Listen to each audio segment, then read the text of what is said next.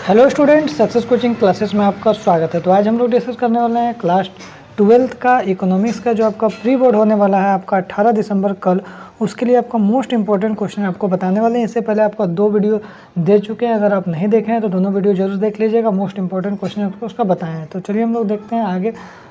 पहला क्वेश्चन हमारा क्या बोल रहा है, जो उपयोगिता का गुणवाचक दृष्टिकोण क्या बोल रहा है। गुणवाचक दृष्टिकोण किसके द्वारा प्रस्तुत किया गया है, तो याद रखिएगा आपको मार्शल के द्वारा प्रस्तुत किया गया है। ठीक है, अगर यहाँ पर बोलेगा क्रमवाचक दृष्टिकोण बोलेगा तो आप क्या बोलिए, हिक्स बोलिएगा। आगे देखिए, किस समय अवधि में उत्पादन के सभी साधन जितना भी लैंड, लेबर, कैपिटल, इंटरप्रेन्योरशिप सभी में परिवर्तनशील होते हैं, तो किसमें क्या किया जाता है, दीर्घकाल में किया जाता है। ठीक है, दीर्घकाल में। आगे यदि हम लोग देखते हैं क्वेश्चन में तीसरा क्या बोलता है, उदासीनता वक्र होता है। तो याद रखिए, उदासीनता जो वक्र होता है मूल बिंदु की ओर नतोदर होता है। क्या होता है, मूल बिंदु की ओर नतोदर। आगे देखते हैं क्वेश्चन नंबर 4 क्या बोल रहा है, ऐसी वस्तु है जिसका एक दूसरे के बदले प्रयोग किया जाता है। चाय और कॉफ़ी क्या हो जाएगा, स्थानापन्न वस्तु होता है। क्या होता है, इसको हम लोग स्थानापन्न वस्तु बोलते हैं। जैसे एक वस्तु के बदले दूसरे वस्तु का प्रयोग करते हैं। निम्नलिखित में से कौन उत्पत्ति का साधन है। देखिए, लैंड भी है, लेबर भी है और कैपिटल भी है, तो इसका राइट आंसर हो जाएगा उपयुक्त सभी हो जाएगा। ठीक है, आगे यदि हम लोग देखते हैं क्वेश्चन नंबर 7 क्या बोल रहा है, MR में मार्जिनल रेवेन्यू में सीमांत आगम किससे दिखाते हैं। तो याद रखिएगा, कुल आगम में जो परिवर्तन होता है और डिवाइड बाय जो आपका क्वांटिटी में चेंज होता है उसको हम लोग डिवाइड कर दीजिएगा, तो हमारा क्या सीमांत आगम निकल जाएगा। तो ऑप्शन नंबर बी हो जाएगा delta T R divide by delta Q. आगे देखिए, निम्नलिखित में से कौन सा एकाधिकार की विशेषता नहीं है। देखिए, एकाधिकार की विशेषता नहीं है, तो इसमें इसका राइट आंसर क्या हो जाएगा, आपका ऑप्शन नंबर ए होगा। इसमें क्या कहलाएगा ना, एक आपका विक्रेता होगा, अनेक क्रेता होगा। इस बात को यहाँ ध्यान रखिएगा, यहाँ पर अनेक क्रेता होगा, मतलब ज़्यादा क्रेता होगा और विक्रेता एक ठो होगा। ठीक है, ये बात को ध्यान रखिएगा। आगे देखते हैं क्वेश्चन नंबर 8 क्या बोल रहा है, मांग वक्र का जो ढाल होता है वो क्या होता है। तो याद रखिएगा, ऋणात्मक होता है। मांग वक्र का जो ढाल होता है इस तरह से आपको ढाल होता है। ठीक है, ऋणात्मक होता है। आगे देखते हैं क्वेश्चन नंबर 9 क्या बोल रहा है, एक अर्थव्यवस्था की सबसे केंद्र समस्या क्या है, सबसे महत्वपूर्ण समस्या क्या है। तो याद रखिएगा, आपको आर्थिक समस्या भी है, संसाधनों का किस तरह बांटा जाए और संसाधनों का कुशलतम उपयोग। तो याद रखिए उपयुक्त सभी हो जाएगा। आगे देखिए, निम्नलिखित में से व्यष्टि अर्थशास्त्र की शाखाएं कौन कौन सा है। तो व्यष्टि अर्थशास्त्र जो उसका शाखा क्या, वस्तु कीमत निर्धारण बिल्कुल राइट है, समय कीमत निर्धारण बिल्कुल राइट है, आर्थिक कल्याण बिल्कुल राइट है, तो उपयुक्त सभी हो जाएगा। आगे यदि हम लोग देखते हैं क्वेश्चन नंबर 11 क्या बोल रहा है, पूर्ति बेरोजगार होती है। तो याद रखिएगा, जो पूर्ति हमारा है वो बेरोजगार होती है। तो याद रखिएगा, अति अल्पकाल में होती है। कब होती है, अति अल्पकाल में। निम्नलिखित में से कौन सा उत्पत्ति का साधन नहीं है। तो लैंड तो भैया है, लेबर भी है, कैपिटल भी है, मुद्रा नहीं है। तो इसका राइट आंसर हो जाएगा हमारा मुद्रा, ऑप्शन नंबर सी हो जाएगा।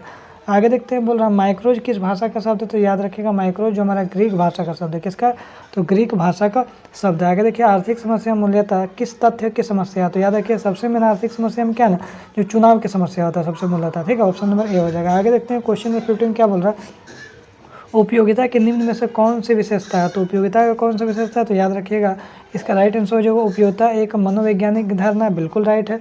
उपयोगिता एक व्यक्ति परक भी, अलग अलग के लिए अलग अलग उपयोगिता होता है, अलग अलग लोग के लिए उपयोगिता के विचार एक सापेक्षिक है। तो इसका राइट आंसर हो जाएगा उपयुक्त सभी हो जाएगा।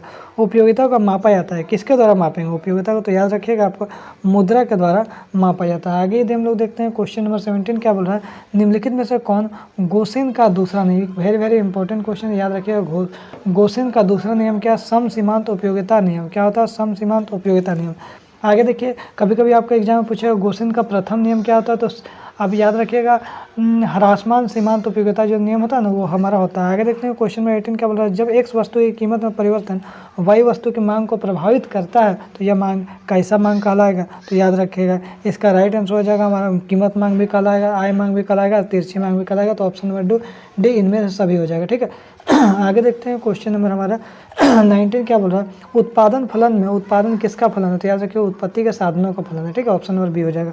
आगे देखते हैं क्वेश्चन नंबर हमारा 20 क्या बोल रहा है, जो मौद्रिक लागत में निम्न में से किसे सम्मिलित किया गया। तो मौद्रिक लागत जो उसको किसको सम्मिलित किया गया, सामान्य लाभ को, व्यक्त का लाभ को, अव्यक्त लागत है। तो इसका राइट आंसर हो जाएगा उपयुक्त सभी हो जाएगा। आगे यदि हम लोग देखते हैं क्वेश्चन में 21, समष्टि अर्थशास्त्र के अंतर्गत निम्नलिखित में से किसका अध्ययन किया है। तो समष्टि अर्थशास्त्र बोलेगा तो आय और रोजगार सिद्धांत बिल्कुल, सामान्य कीमत पर स्तर बिल्कुल, व्यापार चर का सिद्धांत बिल्कुल, तो उपयुक्त सभी हो जाएगा। आगे देखिए, पूंजी के स्टॉक में वृद्धि क्या कहलाता है। तो पूंजी के स्टॉक में वृद्धि पूंजी निर्माण कहलाएगा। ठीक है, आगे यदि हम लोग देखते हैं क्वेश्चन नंबर 23 क्या बोल रहा है, तो 23 हमारा क्वेश्चन बोला प्रवाह के अंतर्गत निम्नलिखित में से कौन सा शामिल है। तो याद रखिएगा प्रवाह के अंतर्गत आय भी है, उपभोग भी है, निवेश भी है, तो उपयुक्त सभी। प्राथमिक क्षेत्र में किसमें सम्मिलित होता है, तो याद रखिएगा कृषि में होता है। ठीक है, आगे देखिए एनएनपी एमपी में किसका बराबर होता है, तो याद रखिएगा जीएनपी एमपी माइनस घिसावट के बराबर होता है। आगे यदि हम लोग देखते हैं क्वेश्चन नंबर 26 क्या बोल रहा है, जो राष्ट्रीय में निम्नलिखित में से किसे शामिल किया गया, तो लगान मजदूरी को भी किया गया, लगान वेतन, लगान लाभ, तो इसका राइट आंसर हो जाएगा लगान मजदूरी वेतन, ऑप्शन नंबर डी हो जाएगा। ठीक है, एक अर्थव्यवस्था में कौन सा क्षेत्र सम्मिलित किया जाता है, तो याद रखिएगा आपको प्राथमिक द्वितीयक तृतीयक, तो इसका राइट आंसर हो जाएगा उपयुक्त सभी, तीनों क्षेत्रों को सम्मिलित किया जाता है। आगे देखते हैं राष्ट्र आय की गणना में से निम्नलिखित में से किसको शामिल नहीं किया जाता है। पुरानी वस्तुओं का क्रय विक्रय में शामिल किया जाता है, मध्य वस्तु का नहीं किया जाता, तो ए और बी दोनों हो जाएगा। आरबीआई का राष्ट्रीयकरण किस वर्ष हुआ, तो याद रखिएगा 1949 में। इसका वो वेरी इंपॉर्टेंट क्वेश्चन। आगे यदि हम लोग देखते हैं क्वेश्चन में 30 क्या बोल रहा है, जिकिन्स के अनुसार अर्थव्यवस्था में आय और रोजगार का संतुलन स्तर कहाँ पे स्थापित होता है, तो याद रखिएगा इसका राइट आंसर हो जाएगा हमारा ऑप्शन नंबर हमारा हो जाएगा सी हो जाएगा, एडी बराबर क्या हो जाएगा हमारा एएस हो जाएगा। ठीक है, आगे देखते हैं 31 क्वेश्चन हमारा क्या बोला, किन्स ने अर्थव्यवस्था में न्यून मांग की दशा किस नाम से पुकारा है, तो न्यून मांग की जो दशा है उसको अपूर्ण रोजगार संतुलन के नाम से पुकारा है।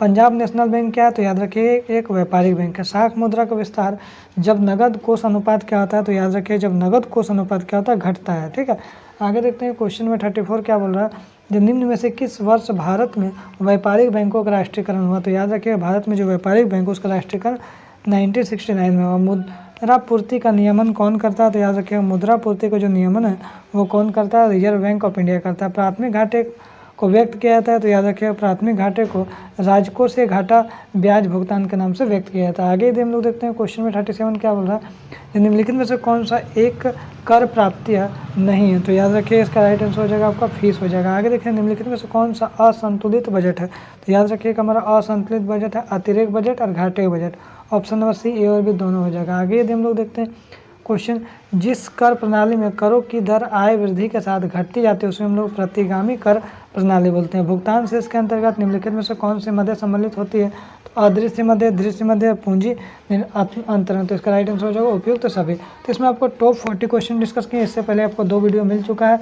यदि हमारा वीडियो आपको अच्छा लगे तो लाइक शेयर एंड सब्सक्राइब जरूर करें। फिर मिलते हैं नेक्स्ट वीडियो में। Thank you so much.